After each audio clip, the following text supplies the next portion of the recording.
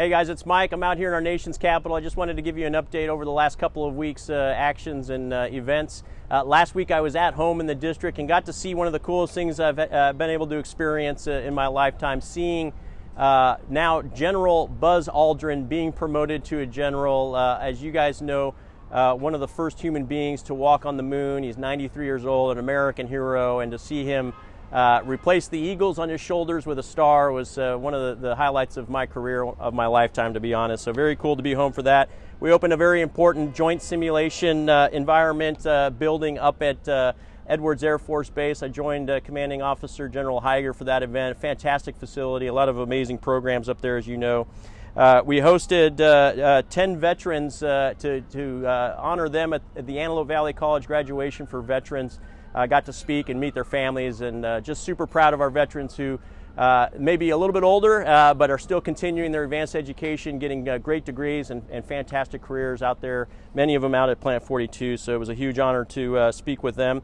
And then I met with a group of female veterans, and as you guys know, the VA is actually failing our veterans on multiple fronts. Very slow care, very difficult to get down to Sepulveda or West LA for their care, especially from the Antelope Valley. And for females, it's especially difficult because there aren't dedicated resources for our female veterans in many facilities, but especially not in the Antelope Valley. So got to sit and hear their stories. We're working some issues to hopefully bring more resources to the Antelope Valley for the veterans, but specifically for the female veterans who have unique issues and need better service across the board. Also got to love and honor on our law enforcement and first responders up at Lancaster Baptist Church on that Sunday, and met with Cedric White and Art Calloway of the Antelope Valley Black Chamber of Commerce, and started listening to their initiatives. They've got some fantastic opportunities. They're putting charity back into the communities, doing amazing things for Palmdale, Lancaster, for underserviced neighborhoods, keeping youth off the streets and in sports. So we're going to try to help them with everything as much as we can. But a fantastic meeting with them. Here in D.C., the biggest story is the expiration of Title 42 as of midnight last night. And we're starting to see the impacts of this already.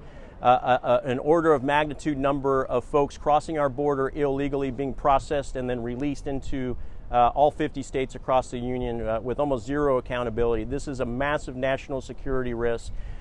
Yesterday, we passed in the House H.R. 2, which is the Secure Our Borders Act, which basically allows us to continue to add infrastructure to our border, the security, the technology, give more funding to Border Patrol agents so we can get more folks to the border for that purpose.